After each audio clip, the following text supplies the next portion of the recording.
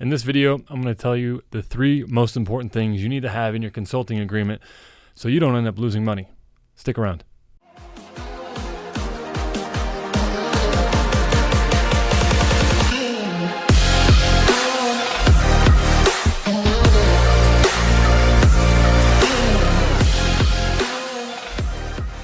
Hey everybody, my name is Donn Felker. This is a show where I teach you how to start, survive, and thrive in the world of consulting and in small business so you can live a more independent and free life and financially free life as well. So let's talk about it.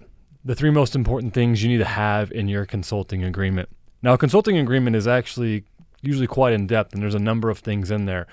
And I could cover them all, but we're going to do that over the course of many videos. But today I'm just going to talk about the 3 most important that you need to have in your agreement, because if you don't have them, you can end up losing a ton of money. And I'm not just talking a couple of thousand, I'm talking tens of thousands or hundreds of thousands of dollars. I've known certain individuals and certain companies that didn't have their contracts very tight-knit and ended up losing over $1 million. So you want to pay attention here. So the first thing that you want to make sure that's inside of your consulting contract is your rate. And seems like it's pretty simple. But your rate is just going to be your hourly rate. If you're billing by week, it's going to have your weekly rate. If you're billing by the project, maybe it's a fixed bid project, it's going to be that rate inside of there. Now, your rate is also going to determine if it's going to be, like I said, hourly, weekly, or if it's just going to become some type of value-based number that you have. And the reason why you want your rate in there, because if it's not in there and you are billing on, let's just use hourly here, if you're billing on an hourly rate basis, how does the client know what exactly they're supposed to do? Is it supposed to be hourly? Is it supposed to be a fixed bid? The contract outlines that. And really what this contract is for is to protect you and the client usually in the case of someone doing something incorrect, doing something wrong, you're not getting paid, etc., and it protects you against that, which we'll cover here at the end. So number 1 is rate. You need to make sure you have your rate in there. So if you're charging $100 an hour, $200 an hour, whatever it is, you need to have inside of there that your compensation is going to be $100 an hour and it will be billed out at a particular time. Now, this leads us to number 2, your payment terms. You need to specify inside of your contract what your payment terms are. Are they going to be net 15? Net 30, net 60, net 90. What does that mean? Let's break it down real quick. The most common is net 30. That's NET 30. And what net 30 means is when I send my invoice to the client, they have up to 30 days to pay the invoice. So if I send them the invoice on February 1st, actually let's use a different day. Let's use March 1st because February doesn't have 30 days. So if we send it in on March 1st, the client has until March 30th to pay the invoice. Now, inside of your payment terms, you're also going to state, hey, if you're going to actually be billing every month or if you're going to be billing every 2 weeks. So you need to make sure you have the payment term in there as well as how often you're going to be billing. Now, typically in a lot of consulting contracts, you bill monthly. So if it's going to be a long, multi-month project and you're a hourly consultant or even weekly at that point or day consultant, day rate, you could then bill every month, which is usually what I do. 99.9% of the time, I bill every single month. When you bill monthly, if I send in that invoice on March 1st, that's going to be the work that I did for the month prior. So it'll be the month for all of February, I send in that invoice. So I am not going to be getting paid until the 30th of March. Now that's when the client has until to pay. Now here's a key distinction you need to understand about your payment terms. Most clients will wait until the very last day that the check is due, and then they will issue the check that day. And the reason for this is multifold, but a lot of it is keeping the money in the bank because it earns interest. It's just a typical accounting move that most companies will make. Now, you will encounter startups and other companies that just want to pay their bills, and as soon as they get an invoice, they just cut a check just to get it over with. And if that happens, that's great.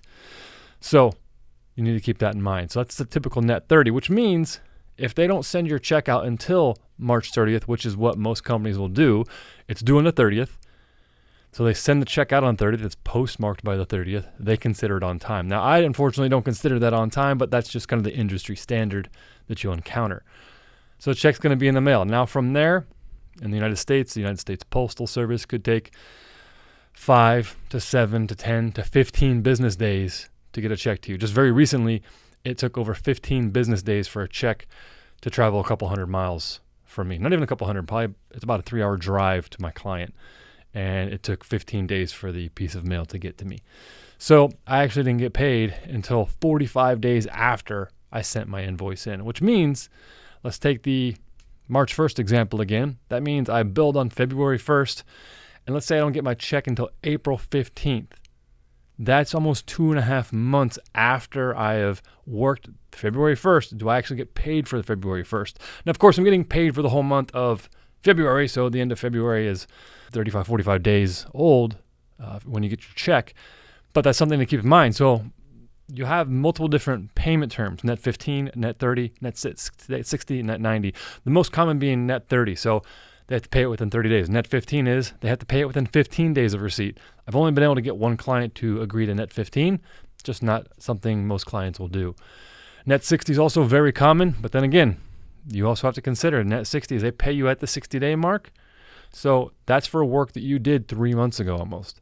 Now, net 90, again, that's 3 months prior that you have done, that you started the first 3 or 4 months prior, you've actually done the first bit of work, and you won't be getting paid for a very long time. So I completely avoid net 60, net 90 if at all possible, simply because the lag time on the payment is so long. And this is where I've seen other companies run into some big problems with cash flow, especially when they're working about startups, because a startup might say, hey, we have all this capital, but we need to run on a net 90 or net 120. So 120 days later, 6 months later almost, where they want, 4, 5, 6 months later, whatever they want to run on. They want to bill out that rate. I had a client, a friend of mine who was a client, they had their own consultancy.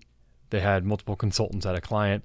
The client was billing out at a 6-month payment cycle, and the client ran out of money, and the consultancy ended up losing about $1 million.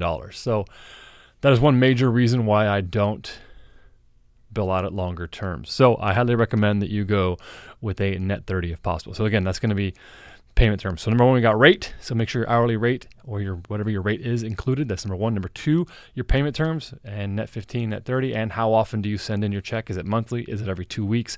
That's something you'll have to set up with your client.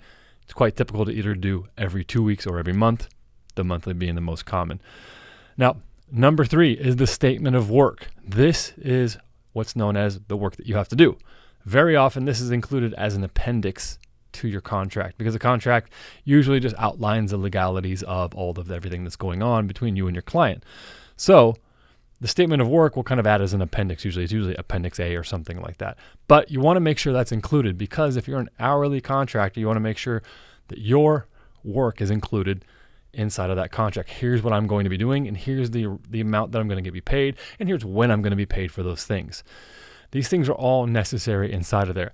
This helps break down any problems you may have in the future of, well, they didn't do the work that we expected, so we're not going to pay them, and then you end up in a legal battle. Now, this, unfortunately, you will run into this in the future. In 2016, I had a client in Brooklyn where I did a bunch of work for them, and one of my subcontractors worked with me as well, and we did a couple months of work for them on a couple of projects, and then all of a sudden I wasn't getting paid. They stopped replying to emails. They still had many employees working on other client projects, but they just weren't replying to us, and we weren't getting paid, and so we had to stop work. And eventually we had to get lawyers involved. And thankfully I had a contract which had all these things and more in it. We had the rate, the terms, and the statement of work.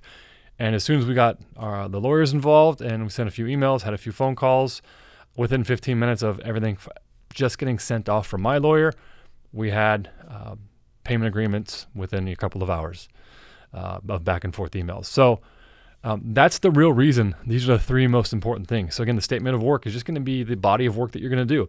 Are you working on a project? Is it an app? Is it a web app? Is it design, copywriting? How much copywriting? How long are you going to be doing it? Where are you going to be delivering it to? Is it going to be through source control? Are you delivering Word files? Are you just working with their SEO analytics stuff? What is the actual work you're going to be doing, and how is it defined? That's going to be in the statement of work. The more detailed, the better. Now, if you are an hourly contractor, you'll want to make sure that you have these things as detailed as possible.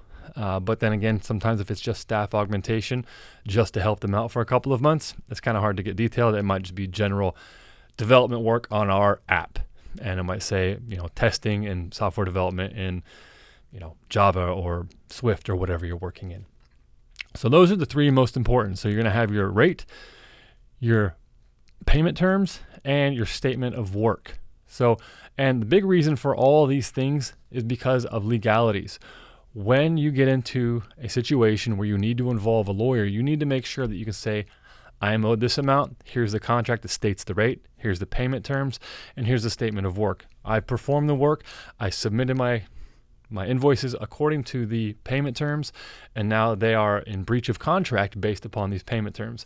This gives a lawyer a solid groundwork to work off of to go contact that company and say, hey, look, you're in breach of contract. Here's what you need to do to come current. Otherwise, we're going to have to start a lawsuit of some sort. No company wants to deal with any lawsuit. It's a royal pain in the butt. You'll end up losing a lot of money. They'll end up losing money.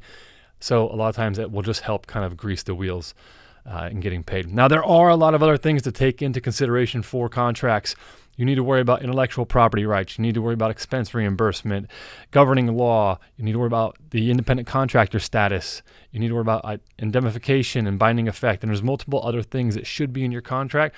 But the three most important: rate, payment terms, and statement of work. If you have those three and you're not getting paid for some reason, you can easily involve a lawyer and actually get paid much quicker than if you didn't have it. Because if you don't have it, you now have to potentially end up in court and prove through various different mechanisms that you did the work and that you submitted an invoice and that the money is owed to you. When you have a contract that has these things in them, it's much easier to enforce and things are going to be much more in your favor. And that's the way you want it to be when you're working for yourself.